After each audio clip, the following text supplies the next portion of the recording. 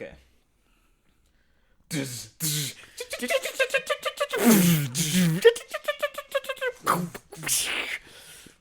Hello, and welcome to another iteration of Weeaboo Hell. It's Weeaboo Hell.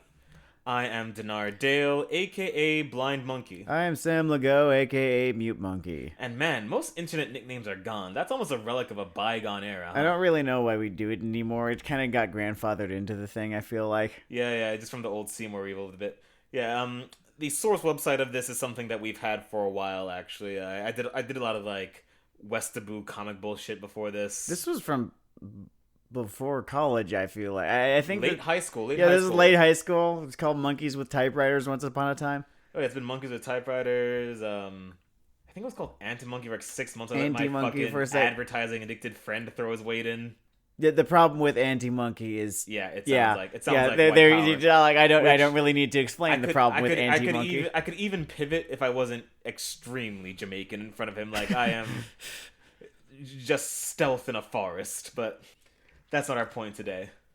Our point today is two shows. I shouldn't say alike in dignity because we're gonna give them two very different scores at the end of this one. Well, hold on. There was a whole motivation behind this episode that I feel that I must explain. Mm-hmm. So it occurred to me during the recording of the last couple of episodes that I find myself going off on modern trends in anime a whole lot, such to the point that I might feel like something of an anime Jim Cornette, you know, the sort of type who thinks that everything that's happening now is terrible and everything that happened, you know, before a certain date was awesome and cannot ever be replicated again. And I don't want to come off that particular way. So what we decided to do, Denard, if you want to... Oh, yeah. The effort here is we're going to look at two older shows to prove that rather than an old man yelling at a cloud, we've been yelling at clouds since we were infants, teenagers, preteens. And sometimes we were right, and sometimes we were wrong. These are two shows that I made fun of in high school, or early college, or God, whenever the hell they came out. I know I bantered on both of these, specifically in early college. I was a college freshman at Princeton gaining my undergrad certificate in drinking, and I was all over the map. There was... So you're a year older than me, so at the very least, late high school for me. But I feel as though they came out even earlier than that. But I could be wrong. It all feels very 2005.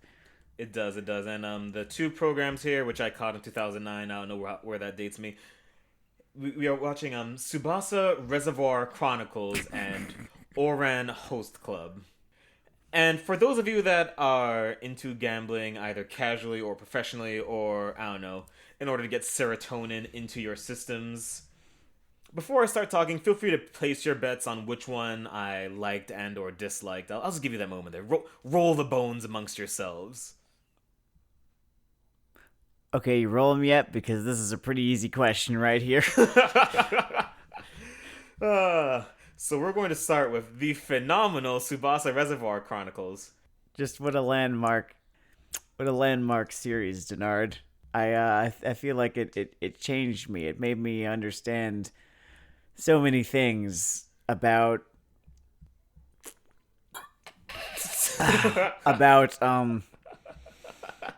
why things happen, why trends, you know, the reason that like this is a fucking piece of shit. I'm really glad. Oh my god, this was impressively terrible. I'm really glad that this show exists because, you know, they say that, you know, you evolve as you get older. Every cell in your body replaces itself every 10 years or so. I can't quote the exact number. It's 7. Every 7 years, you're dealing with a completely new body. With my completely new body, I can come back to this program, and it is as completely incomprehensible. I don't feel any differently about it than I think I did before I... You know, back when I prejudged it. But you know what? I was right about that prejudgment because having watched, 3 episodes now? 3 episodes now. It's like, so here's the thing. This is by Clamp, right? They created all the properties involved in Tsubasa. And for those unfamiliar, Tsubasa Reservoir Chronicle is basically this big crossover They threw event. in a bunch of the popcorn seeds that they had grown up until this point, the little kernels of corn, into the fucking machine and Well, stuck their hands in the machine. It just popped around their hands, little explosions. Well, of fire. I want to clarify, like Clamp and their works and what Clamp is. Like Clamp, as you may know or may not know, is this collective of a couple of artists who have created a number of manga. I want to say like a dozen or so, maybe a little bit more than a dozen. Manga over the course of the years into doing a lot of character designs for different shows. A lot of stuff got adapted. They have a few. I don't know if it was a few original movies. I just know that for some reason the Showtime channel was addicted to running the movie X /1999, which is in the post-apocalyptic action film. It was a manga first. It was a manga first. It was a manga first. Most of their stuff, they are manga artists, and their stuff gets adapted. Now, if you are a contemporary weeb, and therefore, I don't know, brushing your head against the lucha of the Rebirth or all that shit. Was it Rebirth or Resurrection? Whatever. Code Geass reboot. Clamp also did the character designs, not the story or anything, but the character designs for all the Code Geass folk. I cannot believe that we've had that series for like more than 10 years now. It's kind of nuts. It is weird to think of that as being retro. Like, what's it like being some... This must be like to be our parents and think, wait, Boogie Nights is an old film now. How long ago did Star Wars come out? Woodstock was 50 years ago. Where did these new pores come from? Just dotting my face. So yeah, the stains of time and Clamp. And Tsubasa Reservoir Chronicle is their big Avengers Endgame. It's them kind of just incorporating all of the various different properties they have created because they owned them. Why not? And turning into this big. I don't know. I can't really think of. Event is such a very 2019 word for it. Story. It's a big story where all of the universes that they created are involved in this story, and they hop around these universes. All this anime stuff, there are secondary demographics, there are crossovers.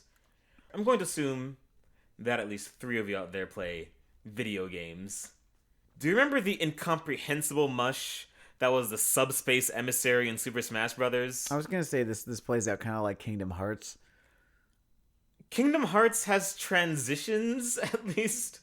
This less so. But the thing is that I have such a higher opinion of Subspace Emissary than I do of Kingdom Hearts as a franchise.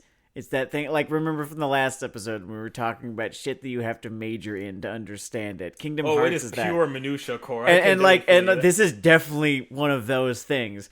So I want to say that it has a little bit more in common with Kingdom Hearts in that, are you a smark for Clamp shit? Cool, you'll get this. Maybe you might even enjoy it. Are you not? Fuck you. Go away. This isn't for you. Thing is, I'm not sure. Feel free to correct me if I'm wrong in my ever-expanding email folder, just full of the hatred of multiple generations. I'm not sure you could get a lot out of the show, even if you were a hyper Clamp head. At least I only have one entry point into this, other than that post-apocalyptic flick I saw way back when, which I only remember as a series of lasers and vague angst, so I can't really draw from X199 or however the fuck you say it. I don't think it ever got an ending. But as a latchkey child, that's great. That's fucking great. That's really great. It's But as a latchkey child, I did see a bunch of card character Sakura, because, I don't know, maybe I squinted at it and pretended it was Pokemon. US dub, Channel 11, all that shit, Northeast. We didn't have streaming back in those days. It was hard, man. It was hard. And what is so weird about this is it builds as its foundation of this crossover the 2 fucking kids from, Card Captor Sakura, right? Yeah. So, I'm just gonna never watched Card Captor Sakura or Card Captors, as I think it was called in the States. You've got this. And what's weird was, they weren't great characters. They weren't deep characters. But they were individuals with adjectives and nouns you might describe them with. They were human beings, at the very least. One of them was plucky. One of them was stuck up. And now they are romance pairing B13. It's interesting because, you watch this show, and we can kind of, I guess, get into the premise of it, because I feel like giving myself a headache sometimes. We can get into the premise of it, but the 2 main characters of this show are the 2 main characters, or 2 of the main characters, I don't know, I didn't watch it, of Card Captor Sakura, right? You've got Sakura, the main character, she who catches the cards, captures the cards. She wants to be the very best. Between her and one other dude, I guess. I'm sure she does. And then we've got Ouran, who is who was in that show her love interest. I think he was probably secondary. Was he a secondary or was he a main character? How in that I mean, was like he? it's about like Mrs. Pink and he's, I don't know, the Lancer is the most equivalent. Like you want to fuck the Lancer, I guess. Like if just red and blue sort of stare at each other really powerfully for a while. So we'll say that he was, like a mainish character. And this show has some really strong fan fiction energy caked into it. Well, what I'm trying to get at here is that, in Cardcaptor Sakura, like it or not, watch it or not,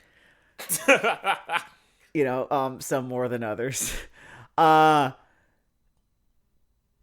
Sakura was a character. Ouran was a character. They had traits. So and now... here, Ouran is, I guess, the main character of Tsubasa Reservoir Chronicle. And Sakura is his love interest, and this is basically the only role she seems to have. Mm-hmm. What I'm getting at here is that I don't know why someone who liked card captors would feel anything but insulted by this. Because here's Sakura, right? The plucky heroine, she had all sorts of she was a protagonist. She has no agency in this. She barely has a personality in this, besides how into Ouran she is. If I get specific about the no agency thing, because I guess I should summarize this a little. Sure. She falls under a plot spell where she falls into a coma a la, I don't know, Sleeping Beauty, Beauty and the Beast. Loses her memories too, I think it's mentioned. Yeah, she loses her memories. They do tell us this. They do not like to show it. Switches from generic love pairing 3 to furniture. She becomes a table that he misses having, and he becomes an IKEA tow truck dedicated to carting her from world to world, because he has to go across all the subspace emissary planets or Kingdom Hearts planets or whatever the crossover video game hodgepodge of your choice. Hey, you remember this? I hope, because you've read everything by Clamp. Speaking of retro, this one is forcing me into old metaphors, because you don't normally use video games anymore to describe disparate staple gun together elements. You use them to describe more, I don't know, military wank. But this one is such a throwback in the ways it's bad in a lot of ways that I'm relapsing. I want to make jokes about George Bush instead of the collapsing State Department.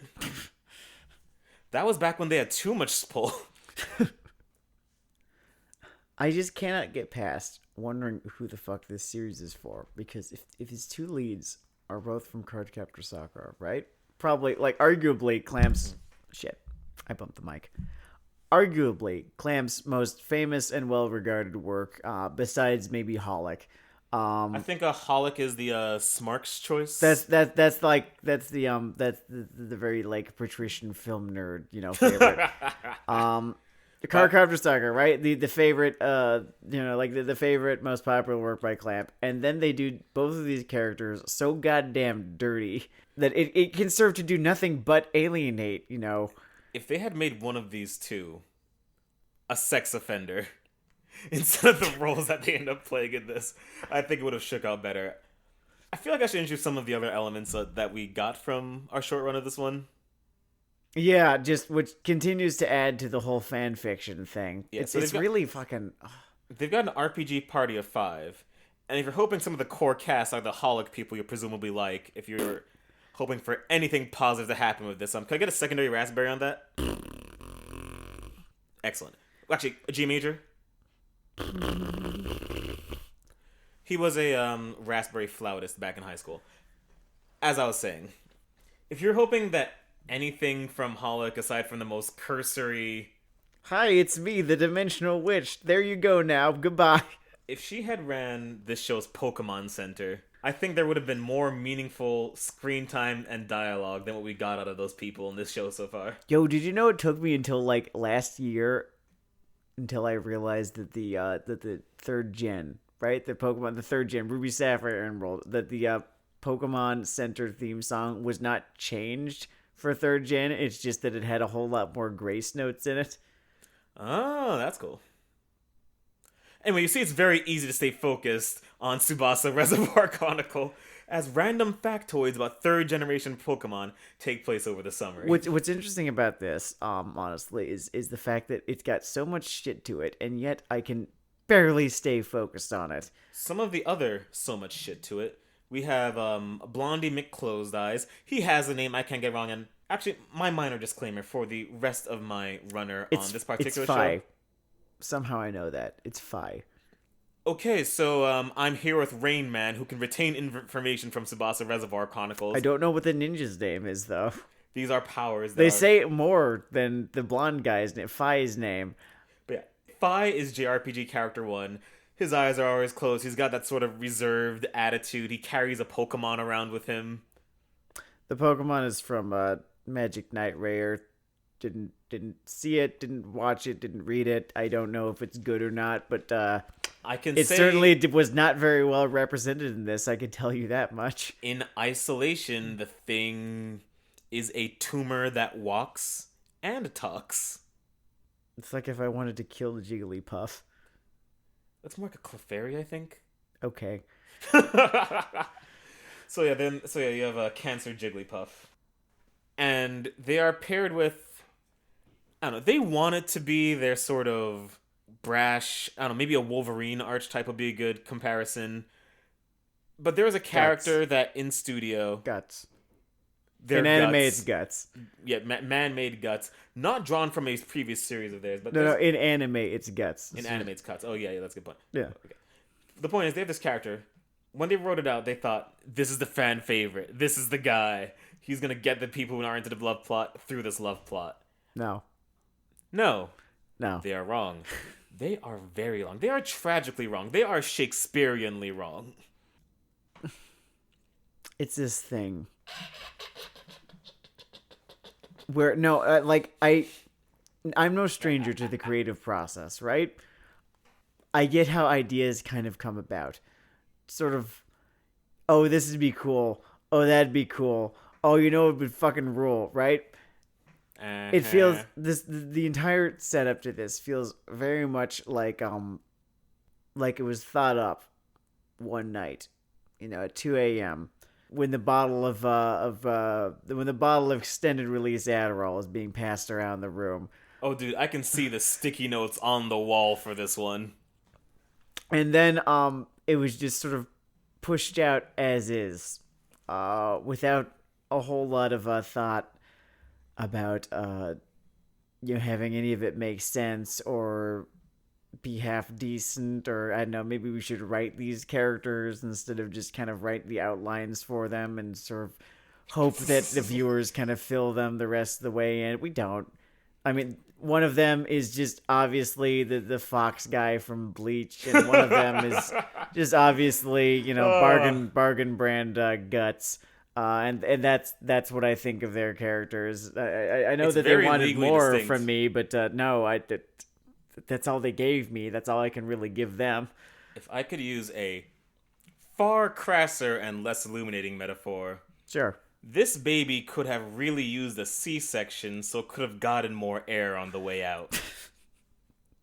Is how it would Jesus fucking Christ. Tsubasa Reservoir Chronicles. And maybe I'll seem like a nicer, fairer human being if I walk you through this a little bit. Because we start in the JRPG Village of Love. It's a fantasy kingdom. If you have the proper nouns for it, I applaud you. It seems to be some sort of Bronze Age fantasy. I don't really think I'm doing myself any favors by trying to date it or come up with a... Sorry, Sayuran and Sakura. Never start your main character the same consonant. It'll just fuck your reviewers right up. Oh, yeah. Sayuran and Sakura get warp zoned to Holic World after leaving, I guess, her siblings to die for reasons. Yeah, they do this thing where they introduce the main antagonists very briefly. They are very... I know, it's this dude with a beard or something like that. His As far as I can tell, his villainous motivation is that he is the least attractive male in this setting. He seems to have He's a 7 in a world of 9s. Honest to God, I don't really know why they even chose to introduce him so early, right? Because it adds nothing. Because it adds fucking nothing. It sort of would add to the mystery if you didn't really know why all of this was happening.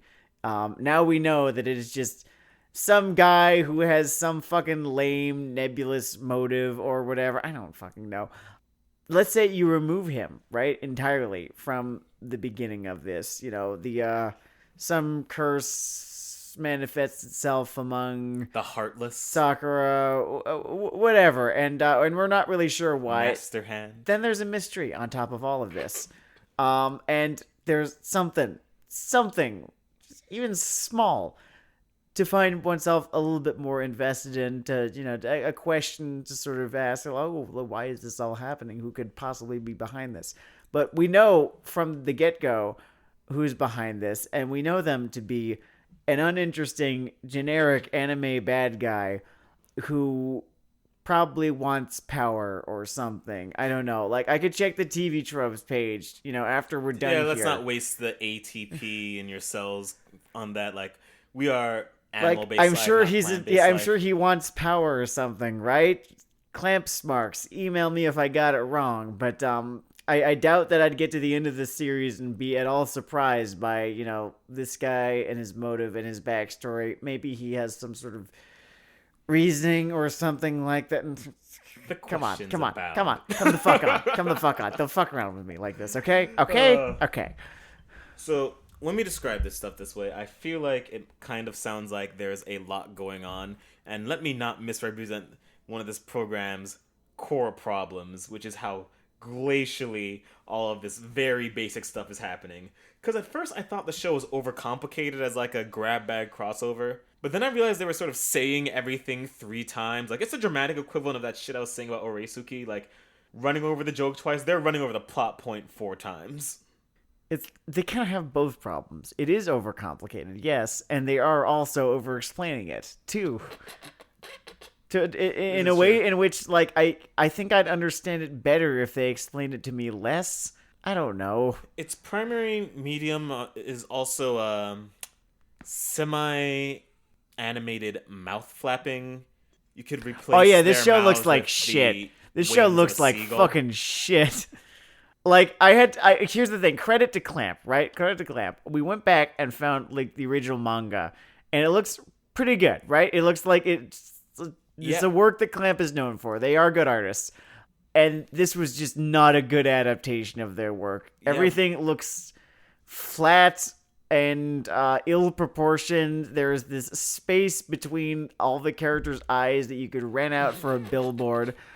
And, they don't move so much. They their mouth flaps. That's the extent of how I want to say 60% of every episode is animated. The extent of the animation for about 60% of every episode is just people flapping their mouths. And after a point, it got so tiresome that I just started being like along to the episode because it's not endearing. I couldn't fucking pay attention anymore. The thing that struck me about that is you are adapting something by people who made their bones, like, as visual artists. Like, they are visually distinguished. Whether or not you like the whole Slenderman high fashion look, that's up to you. Not my thing, but I respect the fact that normally you can see these guys fucking work from orbit, right? Yeah, no, it's usually very easy to identify a Clamp character design. And the animation studio that picked this one up just fucking smeared charcoal all over that paper. No, it looks like, you know who the fuck Sauron looks like? He looks like you fucking... Sauron looks like every other anime protagonist in history after this. Well, no, it looks like you took fucking Kira Yamato from Gundam Seed and just, like, put him through a fucking toffee press. No, shit. I'm starting that riff again. Sauron looks like Kira Yamato from Gundam Seed, and they fucking pulled him through a toffee puller. Oh, it hurts so much. And the fucking ninja looks like Guts, pulled through a fucking toffee puller, and so on. He looks like pro Anna Guts, is what I would say. Yeah. Like Guts with some real childhood issues he has to work out. Maybe he was Different- a model in his youth. Different childhood issues. Different childhood issues, like more physically consensual childhood issues, but issues nonetheless. It kind of does. I don't know how upset the members of Clamp were by this series, but I'm kind of upset on their behalf, right? That they were so amazingly misrepresented by how poorly their art style was adapted. It very much does look like stylization when they are drawing these characters, right? But it just looks like lazy when they are being animated. Despite having no investment in the property, not even being my kind of thing, like I could imagine myself like dozing softly off during a great deal of my impression of their work. As someone who's been a fanboy of a lot of random shit over time, I could really just imagine having like the crossover thing of my favorite series, like I don't know, Star Wars versus Star Trek or some such space boy nonsense. Mm-hmm. And having everything just look like badly animated stands when the action sequences come through. And I could just imagine my fingers just cracking through the fucking plaster in my cheap-ass room wall. Well, yeah, no, honest to God, this was the sort of same thought that I had. It wasn't the first thought that I had, necessarily, but it was the thought that I had. Remember, like, about a month back or so, when that horrifying looking trailer to the live action Cats, or kind of live action Cats, comes out. Yeah, F. And then I see, then someone on my Facebook page links someone's impassioned defense of like, well, this is different though. And I'm thinking, yeah, it's not like you're wrong, but really you should be pissed off right here, because this is the only thing, like, Cats is this property, right? That like hardcore fucking Andrew Lloyd Webber fans are familiar with it and know a whole lot about it, and maybe a decent number of Broadway nerds, right? These are the people who know anything about it, and that is a very, very small percentage of the population, right? The most theatrical furries amongst us. This is Tom Hooper being a fucking moron again. This adaptation is what the world at large is going to think of this property that you have known and you have loved, right? You should be pissed. You should be really fucking pissed. Dude. This is how pissed I was at the fucking Green Lantern adaptation. That is an interesting point. Like, you have to imagine, from like, 2011 with Ryan Reynolds. Remember how fucking god-awful that was? I do, and I like that one goes like, I'm imagining now just theater heads in the middle of Peru. They've always heard fucking rumors about this Cats bullshit, never caught whiff of it. They're saying, okay, let's see how the Americans spin it. Let's see if they've got it. Let's see if this Cats has the juice. And they see the first malformed Sonic the Hedgehog shamble on screen. And they say, why have you done this? Meow. And why have you done this to the holy art of cinema, the holy art of theater, the holy art of my eyes not bleeding into themselves? And so this is how I feel, like, whatever hardcore Clamp nerds there are out there, and I don't know what the number is on them, right? But I don't know how you don't fucking hate this show. Maybe you do. I cannot say that I really took anyone's temperature on this one, and maybe I'm just saying things that have been said before here. But honestly, whenever shit like this happens, whenever an adaptation goes so poorly, and I feel like I'm also giving Clamp a little bit too much credit here too, because you're still working with the same fucking story here. If I could. Slight diversion. Yeah, go ahead. But in terms of this being our younger selves yelling at a cloud instead of the threat of the old man yelling at a cloud, this show has a fucking problem that does not happen in the single like core anime as much anymore, which is just the fucking retread episode. Yeah, we could get into that. So once upon a time, back in the mid-2000s, mostly the mid-2000s, never a show had anything more than 13 episodes in it, which was most of them at that point. Honest to God, 13-episode anime were kind of rare back in the day. They are sort of the law of the land these days, but usually something got 26. Every now and again it'd get 50. Sometimes it would be ongoing. It would get like more than 100 sometimes. Very rarely it would get... Your legendary galactic heroes. Your Legend of Galactic Heroes, your... I cannot remember if the original Full Metal Alchemist got 50 episodes or 60, like from 2003. I can't place that off the top of my head. Yeah, that's a good question. I just remember myself getting more and more disappointed, like, I don't know, that version of it has a whole lot of fans, but I'm not one of them. Anyway, no, whenever something had more than 13 episodes, you could be damn sure. No, you can be sure, but you would never be surprised if you found yourself maybe a dozen, 2 dozen in, and all of a sudden you were greeted with the recap episode. And you just get this sitcom style, married with children, fucking clip show of content and points you've already seen, of moments you've already absorbed, of things that, if you were invested in the show, you already pretty much had committed to memory, but regurgitated at you, like the lunch of a baby bird, And I gotta say, gently descending from the sky. I have to say, this shit doesn't happen that much anymore. Like, credit where it's due. Yeah. I guess the arc of progress exists. Good job, anime industry, weeaboos, or just external structural forces? It happens in a show I like, though. It does. They do it in My Hero Academia sometimes. I mean, okay, Shonen Jump is its own production genre. Sure. They will bear that cross upon their back until there is no more desert to walk through. Oh, I bet that they do it in the first episode of the next season of Demon Slayer. It's entirely possible. It's gonna be really weird in that Dr. Stone shit, since it's basically a Jules Verne story without really intense fights to scroll back on the emotional drive for. It's just people inventing shit in the fucking forest. So yeah, that's the radio you made last episode. There it is. Tsubasa Reservoir Chronicles' third episode just loops back on the first. It just cannibalizes them for content like nothing I have seen in some time, and it's kind of nostalgic to be mad at something for that for reason. A recap. But like, here's the thing: it's the third fucking episode, 303, and they've already either A, run out of budget, B, run out of material, or C, run out of any sort of respect for the viewer, that they could have been paying attention. And to be entirely candid here,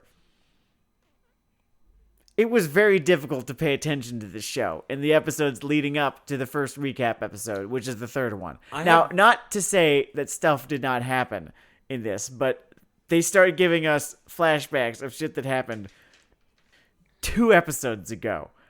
2 dose. I wonder, maybe there's a higher purpose. Maybe it's the show's immune system because they know how poorly they conveyed a lot of the information. Because despite the glacial pace, despite all the retreading, a good 33% of the time in Tsubasa Reservoir Chronicles, you don't know what's happening. How bad is it? I thought the 2 side characters, Guts and Bleach Guy, sure, I thought they were from other Clamp things. No. They are original characters for this production. I was not supposed to have prior associations for these 2 characters. It's just fucking incomprehensible. Original characters. Donut Steel. Yes, Donut Steel. Because, like I said, this show plays out like fucking fan fiction. And fan fiction sort of in the sense, the show's attitude too, right? Kind of takes on faith that you've seen everything by Clamp before, like all of it, right? Sort of in the way that, a fan fiction for one particular series sort of supposes that you are familiar with the milieu of that particular series, right? And for a fan fiction, like an actual one, right? On fanfiction.net or whatever the site is these days, I don't know. I guess I can forgive that, right? Because doesn't matter. But for a show, right? Mm-hmm. That is released for people to watch it. Human beings. For human beings to watch it. Perhaps human beings who have not consumed Clamp's entire catalog. Just in case someone scrolling across the channels or stealing your show from the internet because they don't give a fuck. They might tumultuate. Ooh, do we convert some new viewers from this populace? Or do we go tell them to go fuck themselves? With a rake. This was sort of a thing that I had. I remember sophomore or junior year of high school, and I'm working for the school newspaper, and they send me because I'd been outspoken about it before. They send me to see the second Twilight movie. Sweet. And one of the points that I had, one of the things that I was thinking while watching this movie was, man, I don't know what any of these people are talking about. I feel like I'm a guest to the franchise, right? And I certainly was a guest to the franchise. I feel like if I'm a guest to the franchise, the least they can do is help me out here just a little bit. What they need is the guest equivalent within their medium of the bowl of peanuts that you might put in the lobby for people that don't have to go into the proctologist's office with their father, but they're stuck in the lobby. Maybe a magazine or two. Well, here's the thing. In fairness, I feel like I might be asking for two conflicting things here.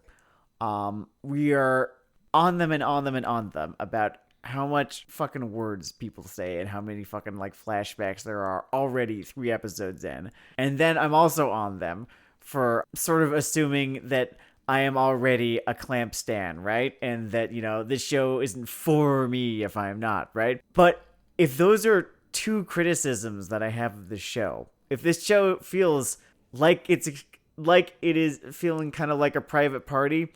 Damn, I thought the AEW thing is used of those fucking words. Yeah, I was, it is why I said those words, because I was thinking about AEW. It is both a private party and it is a Dark Order. Well, no, just that guy who kind of corners you at that private party and goes on and on and on and on about some bullshit that you don't fucking care about. It has somehow it has two mutually exclusive problems, right? Mm-hmm. And it still manages to have both of them, even though they should be mutually exclusive. It's actually kind of impressive now that I'm thinking about it. Yeah, it's one more extreme flaw away from a hat trick. So let me explain one more extreme flaw. Because when I think about this show and the premise, and what the good version, or at least the goal target version would look like, I'm going to betray my usual complainy roots, or my usual aesthetic priorities, and say it actually is not a script level problem. It might not even be an editing level problem. This is a Clamp Fusion property. These people who have basically slid by, either coasted by or artisanally benefited from, just style all along, and everything looks and feels wooden. This should be essentially a glitzy rock concert of a show, and instead it looks like a cheaply done plank. And so it was dead from the outset, because it wasn't even trying to survive off its script check. Like, it's a flash, it's like a firecracker with no fucking matches. It's just sort of sitting there, and it's just plastic and gunpowder. And there are cool things you can do with plastic and gunpowder, but you have to do them. You have to commit to maybe the police kicking down your door. You have to commit to some jail time and some fines. And this show isn't willing to face those. It doesn't have the money, it doesn't have the investment, it doesn't have the energy, and it can't even do the Furious 7 thing where you're just riding from set piece to set piece or whatever, because everything just looks hollow. You could make the argument, right, that they were only given a TV budget to do this with, but two things. They didn't need to do this. Could have just stuck with the manga and, complained about that. We could have just complained about that. Also, in terms of the budgeting for this being a crossover by default means that you already know they have an established fucking audience. Not a huge one, though, if this is the amount of money that they gave them. I actually kind of wonder how much money they gave them. I wonder if they gave them more money than it looks like they did, and they just wasted it somehow. I wouldn't be surprised. That is salient. So, but here's the thing. There was two things. A, you didn't need to fucking make this show. B, whatever the argument is that they weren't given it, they still fucking made the show, right? So it still happened. I'm still going to judge it on... You see, as he talks about this show's right to exist or not, I think he's annoyed that we did an episode about the sort of early aughts in anime, and we're not talking about Char's counterattack right now. That was the 80s. Ah, fuck me, whatever. That was 1989. Dude, I read and watched all this shit like 6 years ago. No, it looked good though, right? It looked pretty goddamn good for 1989. I kind of wish that Quest Pariah was not a character, but man, we cannot have everything we want. I feel like there was one more point that I wanted to raise. I'm trying to remember what it was. Oh, okay, so this is kind of a final point right here, and it's small. It's not like a structural problem. This is the problem with the show that comes in on a silver surfboard and tells you what's to come. No, it's emblematic. Beyond problems with animation, problems with the adaptation, immediate flashbacks that might not have been there in the manga, right?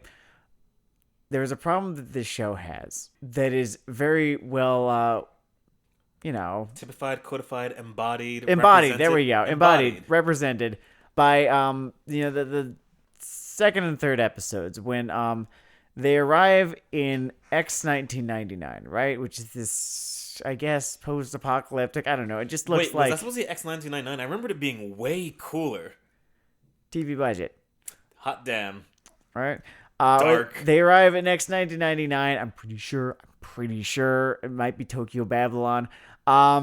They arrive in X 1999 and they get into this fight with this gang of silly looking mohawk dudes. Fight is a strong noun for what ensued on screen. Well, here's the thing. It seems like for a second here, we're supposed to take these very incidental antagonists seriously. I can't when you draw them like that.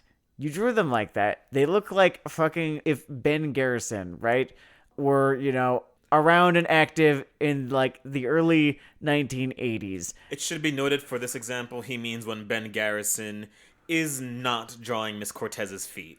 In that case, he embraces a virtuosic level of detail representative of a Raphael or Da Vinci. Well, it's just how he would design a punk, right, of the early 1980s, late 1970s, right? Yeah.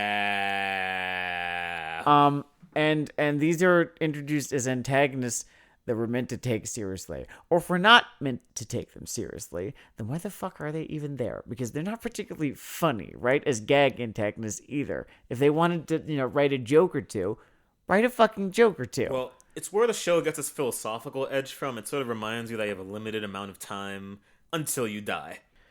And I spent it watching this. Lo, ex, behold. There was more I wanted to say about this, but I'm just more disappointed by this than anything else. Like, there are things that make me angry when I watch it. Like, fucking MILF Isekai made me angry. This just made me confused and sad. If I were to describe... Disappointment would describe my relationship with it, too. For me, it was a bit more that when I came into it, I didn't think it was going to be good. But I thought knew it was not going to be good. have kind of a meth trip in Vegas, maybe kinetic energy to it. Like, I heard the multiple world premise, like, okay, so this thing's just going to be always bouncing from point to point to point to point. That'll at least be amusing in a sort of kinetic Looney Tunes kind of way. No, but it runs out of fucking air so goddamn quickly. Yeah, it's a very asthmatic on a treadmill show. What does that mean the metaphor say? Why can't I do a metaphor I can say in a fucking first grade room without getting fired? It is a very dumb poo-poo pee pants. Unlike, to my eternal fucking surprise, my general impression of our second show. Oh yeah, this was fun. So here's like backstory, right? We're gonna name it first or just backstory? Backstory, yeah. Cool. Backstory. This is a show, right? That back when I was concerned with feeling cool and looking cool or whatever, that I would make fun of as sort of just shoujo trash, I guess. I mean, I think it was very important for me to establish the exact length and width of my genitalia by dunking on this one sight unseen. Back when I was a believer, right, in the idea that things, for girls were inferior because they were for girls, and this was not begging the question. Note right? the numerous frills, the lack of a machine gun action figure attachment. Right? This show was always kind of a primary target, right? Because it was about a genre that I never really had too much interest in, right? And it is a very like kind of meta show. It was sort of, kind of having conversations about itself. It seemed very much kind of like it was jacking itself off about like a thing that I thought was not that great to begin with. In defense of a wide-eyed 17-year-old Denard Dale before he found his fortune and started venturing across the seven seas, it probably is a tall order to expect someone to appreciate a slightly meta take on a genre they didn't engage with in the first place. Like, we're a degree removed from the thing I'm already 3 degrees removed from here. Sure. Anyway, we're talking about Ouran Host Club. Is that the Ouran High School Host Club. Basic premise. A young, not ne'er-do-well, ne'er-do fashion, a fashionless freak, a wretch of the sewage exists in this sort of hoity-toity, everything is glossy, flowers, etc. I would call them a working class hero. a working class hero, a champion of the proletariat, an Oliver Twist with maybe a little Red Army flavor. Oh, he's doing it. He's tanking it up. Go ahead. So this hero of the underclassmen gets roped into a club where 5 rich guys do everything short of selling their bodies. Like, they are these. It's strange. I've seen a number of episodes of this thing at this point, and I'm still not exactly sure what they do. They or sort why. of elevate that to the level of a gag, though. Like, one guy just keeps changing his store and how they make their money. I think at this point he's either embezzling or funding it himself. Those are the only 2 options. But what they did is that it is school for the impossibly rich, which looks as much, right? And their purpose, right, is to sit there and be gorgeous and be swooned over by any accommodating ladettes or lads that might be in observation for some sculpted man booty. And it is very meta, right? It is very much just a shoujo series, kind of poking fun at both shoujo fans and the sort of thing that shoujo fans, look for in their shoujo. Like, if you think of the elements of a sort of shoujo thing, visually at least, maybe not so much on the plot front, sort of does its own thing, but visually a lot of the things, like the guys moving in slow motion towards each other, or the sparkly shit, or the long hair or whatever, is sort of cranked up to 10.5 at random intervals for comic effect. But I sort of jumped over the premise level thing where this guy who gets drawn into their club by class warfare is the guy gets drawn into the club by class warfare against his will, turns out is not a guy but the erstwhile, what's your fucking name again? Haruhi. Though Haruhi is a sort of amusingly singular protagonist, particularly from the modern perspective, because I think this thing came out in like what, mid 2000s, early 2000s, early to late 2000s, somewhere. It was ahead of a few curves, somewhere orbiting 2005. And Haruhi, as a protagonist, seems to describe themselves in the first or second episode as what we would consider non-binary today. I'm not really sure if that was the original intention of the author. But, when approached and asked about it, they described themselves as like, more than a boy and more than a girl. I just kind of think of myself as a person. Wait, no, they had a way punchier quote for that shit. It was quite a bit punchier. It was, I'm going to mutilate this, but she said, and this is while she's in the middle of being fucking extorted, so it's funny. We can say they in this case. They're in the middle of getting fucking extorted, so it's fucking amusing. So it's fun, yeah. They say, well, to me, the issue of being a boy or girl is below the level of a caveman or something. And our main comic foil, the zeros and ones are sort of bouncing against each other in his head and shattering into 1,000 bites. And he's sort of just kind of dragged face first through, like a 100 level gender studies course in about 3 seconds rather than, 4 months. It's worth pointing out on a premise level that the deuteragonist, secondary protagonist, whatever, Blondie McBlonde, deuteragonist in the show is... His name is Tamaki. His name's Tamaki, yeah. Tamaki, I guess he's the average of Leonardo DiCaprio and Cartman.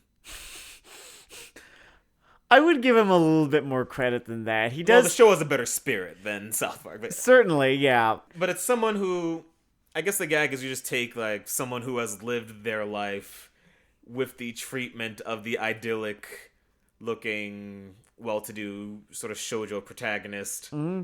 And his ego has created this borderline monster.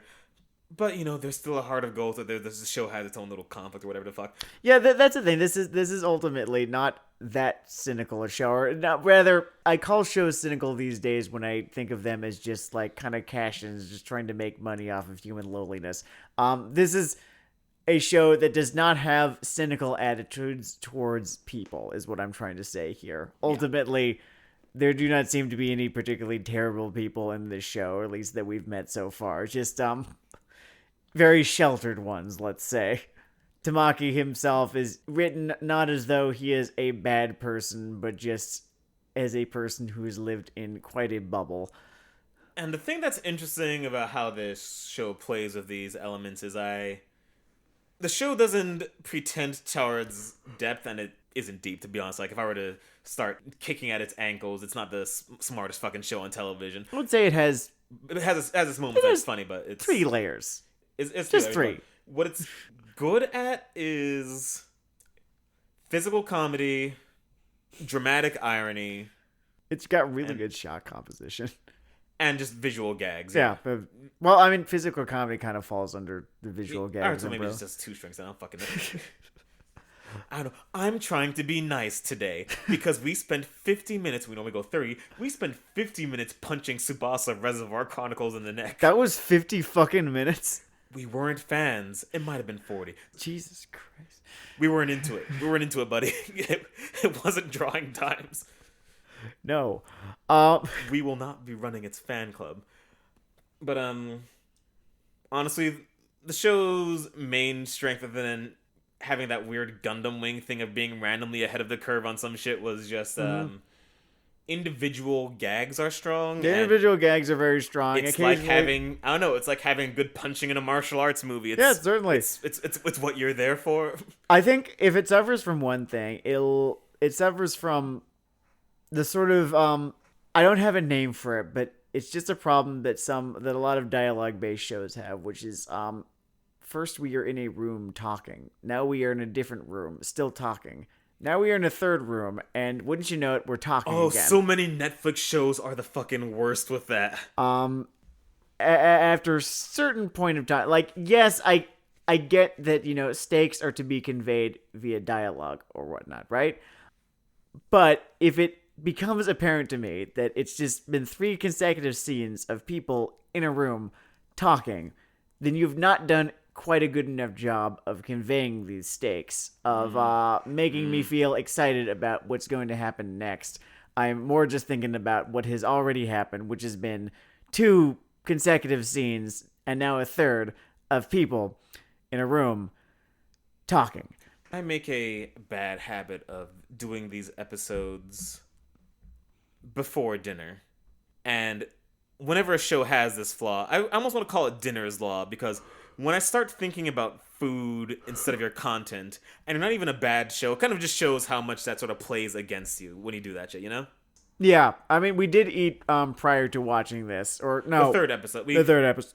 We actually we did a thing that we don't usually do, just because of scheduling and just stuff. Where we watched the first couple of episodes of this show last week, and we watched another one this week, just to sort of like refresh ourselves on the whole, like the tone, the feel of the show. And the wildest fucking thing happened because we did that. We watched the sub for the first 2, enjoyed it, fine. We watched the dub. Mostly enjoyed it, fine. But the crazy fucking thing is that's basically a Full Metal Alchemist reunion. Oh yeah, it's a complete transplant of the Full Metal Alchemist cast, kind of in the way that the Hiraka dub is like a partial transplant of the Full Metal Alchemist cast. No, you get everyone in this. If you are a film student with a lot of stimulants, please feel free to write an AV Club style essay just about this as an alternate universe or fan fiction of FMA. I would totally be down to see that crack reading. Well, it's I think I was actually around 2009 or 2010 or so. I was actually kind of frustrated with anime dubs. Imagine that. I was actually kind of frustrated with anime dubs because I felt like, Funimation seemed to be, the main option, right? Yeah, I guess there was kind of Genion back in the day. There was kind of the Ocean Group. Neither of them really exist that much anymore. Were Genion's one doing Blue Gender? Never mind, that's real specific. Fuck that question. Well, Black Lagoon, certainly. That's one of the things I know them for. But all these various different companies that did dubs, they kind of had their own guys, right? They had folks who were signed pretty much to them. They're kind of like wrestling promotions in that way, right?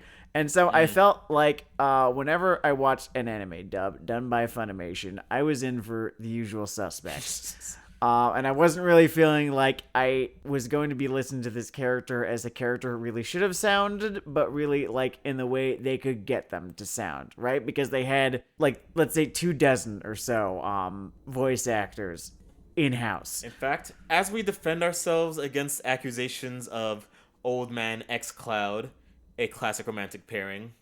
I will point out, hearing that dub really showed me how far the entire anime dubbing process has gotten in a while. Yeah, no, like, here's the thing. A couple anime dubs these days, gotta tell you, pretty fucking top notch. I was just talking about Hiraka. Hiraka's got a great fucking dub. Truly, there are multiple languages in which you can watch Bakugo yell. Well, in particular, Bakugo, right? I feel like the character in the original Japanese, right? His Japanese voice actor just goes all the fuck out. Like, I have to applaud his effort, right? I have to applaud just how much of himself that he puts into it. But the problem is that Bakugo is meant to be a character who is kind of slightly aggressive, unfriendly, kind of antisocial, right? And he sounds like a goddamn psychopath half the time in the original Japanese. In the original Japanese. Yeah. In the dub, he does sound kind of aggressive, very unfriendly. Exactly where he should be. Yeah, they get the petulance quotient. Yeah, he sounds like a petulant fucking teenager, right? And that is exactly the sort of character that Horikoshi wrote for him to be, rather than screaming monster that he is portrayed as. Shocker! How can't you avoid to chase you to the ends of the earth? And I'm not trying to put down the original Japanese voice work here, certainly not. But I do feel as though we have raised a very promising new crop of voice actors, for this particular generation. Yeah, a bit more breadth. By the way, with the dubbing in this, and maybe it's me taking some free points because I just like to get my little body blow points, my little jokes in, but that's not a problem you could trace to the manga, or problem you could trace it to the Japanese subversion. But the dub has a hilarious problem with the voice acting, where the host club's fangirls all sound like they're 35, and that makes this all sound like a crime. It's just like super a crime weird. that the police need to be involved in yesterday. I mean, the thing is that everyone involved in this dub was around 35 at the time, I imagine. True that. Like, I could go to everyone's fucking Wikipedia page. I'm not going to, but I could. We run into the issue, the fucking, like, Dawson's Creek issue here. We mostly talked about the fucking main romantic pair in this when it came to the core cast. You want to bump over the other characters? Yeah, okay. Actually, never mind. Wait, are we going with, like, the dub cast here? Because, like, okay, so the main character, I didn't mean the literal voice actor. I just meant the literal characters. Go on. No, there's not a whole lot of, like, jokes here, except that Vic Mignon is in this, and yeah, I would say the dude's seen better days, but I guess these are the better days where he can't get away with shit. Yeah, and there's, like, this one fucking line in the 4th episode when, Haruhi says, "This is sexual harassment, senpai." Yeah, that dude is canceled like a Blockbuster membership. Goddamn aged like wine, I gotta tell you. Mwah. But yeah, the club's other members, you have tall, dark, and handsome. Mostly tall, I don't know. He's paired of this short kid who got sort of a Freak the Mighty thing going on. You ever read that? Roy and Truth. Yes, Roy and in the Truth. dub. And I have got to say that the little one is the worst fucking character on this show. Like, Towley tier. Yeah, I don't like him very much. Every time he goes on, sucks. I think in our viewing, I see him and I think, man, you suck. Said the words, "Don't forget to bring a towel," every time that he came on screen. He makes the show worse than it is. I think he's called Honey. Is Honey his name? Honey is his nickname. I don't know his actual name. I did not care. Would you name your child Honey? It's like naming them Glitter or Cinnamon or Twerk. You're sort of setting them on a course. I would neither name my child Honey, nor would I try to propagate the nickname of Honey. Yeah, in fact, you that, might get that's okay as like for a pet name that, one half of a couple calls the other half of a couple. But if it's just like something that everyone calls you, I don't fucking know. It's cloying. That sounds kind of weird. And weird, like the character of Honey, whose goal, as far as I can tell it, is to show that lolly fixation can be projected across all genders and orientations. That's the strangest fucking thing, right? Because, like, I'm familiar with the lolly fetish. I'm also familiar with the Shota fetish, right? And oddly enough, the Honey is written and drawn and, voice acted and all the rest of it very much like as though to appeal with someone with the loli fetish. It's strange. I'm not really sure what to make of it. If among the weeaboos listening to this, there is someone with a really strong complet or media studies background that also happens to be a sexual deviant that could really unspool this one for us, feel free to email me that one. I'm all ears, or eyes in this case. I don't know. This character just rubs me the fucking wrong way. It seems very much like one of those like the thing that I had that was a problem with MILF Isekai or with Azure Lane, where it's so shameless. The fact that you're annoyed by it means that you're missing the point. No, I get it. I get what you're doing. It still feels kind of fucking weird, guys. It's like the defensive cover that a bad punk band loses. It's not about knowing how to play your instruments, man, or being in tune, or not peeing on the microphone. It's about the raw authenticity. Yeah, that is rawly, authentically fucking annoying. If I could jump back to the positive. Mm-hmm. I don't know if it's just an intuitively funny joke to me, but pretty much every time... Actually, no, you could easily do this poorly. I just liked all the "look at how the pores live" comments that all the guys kept dropping on that. No, I have to tell you, they were good. I think at one point in the first episode, they treat instant coffee like it is a book of Jacob Riis photographs. Great. And one of them mentioned, "You might die. If I drink it, my father will be mad at me." It's fucking great. I'm not really sure what point there is to make beyond that, but it was well done. Cycle back to the dub for a second. Sure. The opening song, I was neutral to it in the sub. Oh yeah, well, in the dub, it is a pretty famous song. It is "Kiss Kiss Fall in Love." There are a whole lot of weebs out there. A whole lot of I guess these days would be considered OG weebs. Just if you've because, been to a wedding between two people who are virgins before they met each other, you've heard "Kiss Kiss Fall in Love." Wow. Okay, new meanest metaphor. Hell, I guess. I'm just topping myself all the time. If you've been to a wedding when the bride and groom were dressed like something other than a bride and groom, you've probably heard "Kiss Kiss Fall in Love." If you have been to a wedding where the bride and groom are dressed as characters from not the same anime series, but two different anime series, you've heard "Kiss Kiss Fall in Love." Okay, I could go back to being somewhat of a decent human being now. Fine. The dub of that song is really fucking amusing. They also chose to dub the song, which really dates this fucking series because they stopped trying to do that a while ago. Which is almost unfortunate because I think we need more One Piece pirate raps in this world. Wait, they didn't entirely stop trying. I mean, the Pokemon anime still exists, and I'm pretty sure they still dub that.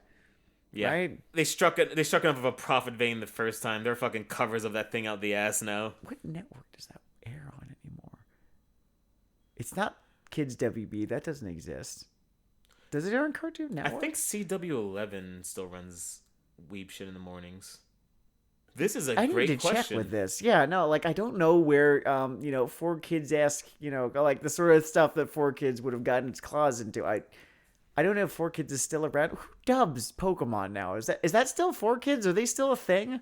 I don't know. Is Nintendo and Game Freak just massive enough at this point to deal with their own dubbing issues? 4Kids is thought of as this Enron-esque company, right? That ruined everything. Does 4Kids still exist? Give me a sec. Kiss, kiss, fall in love. No, 4Kids was defunct as of 2017. I don't know who does Pokemon now. I don't know who dubs it now. That's an interesting question. I'll have to look that up. I'm not going to do it now because I think given that the elements of Pokemon are sort of just dragging elements that have been used before into new permutations, you could probably have a decently qualified voice actor freestyle over the content. And fucking Ghost Stories style. Ghost Stories, MXC, all that kind of thing, yeah. Oh fuck! One of these days we're doing a Ghost Stories episode. Hell to the fucking yeah! We're doing a Ghost Stories episode. God, that ruled. Would we pair that with Duel Masters, whatever. Duel Masters, I think. Yeah. Leave and never insult my sideburns again.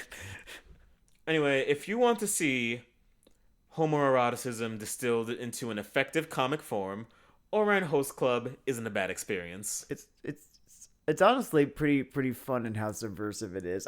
It's subversive. The jokes are fast and furious.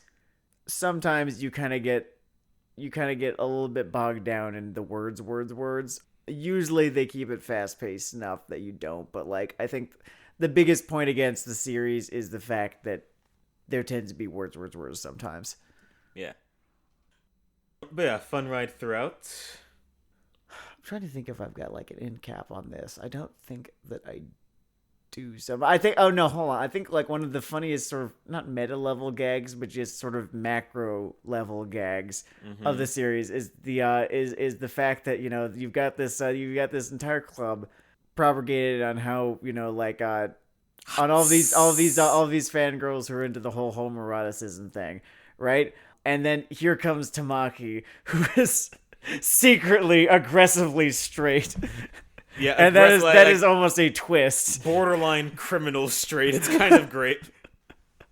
Do you remember PC Principal from South Park? And his end gag ended up being Pussy Crusher Principal. He is the homoeroticism version of that. Well, he's a guy who looked at a GQ photo shoot of the Queer Eye staff and said, "Yo, guys, here's we're gonna crush some ass, guys, this could change everything. I know what we're gonna do." Anyway, this has been Weeaboo Hell. It's Weeaboo Hell. I am Denard Dale, aka Defunct Nickname. I am Sam Legault. Usually, my nickname tends to be Attack Simple. That's just my handle that I use for everything gaming wise. In case you wanted to know. Thank you for listening. Ages ago, it was Ice Farmer. Peace.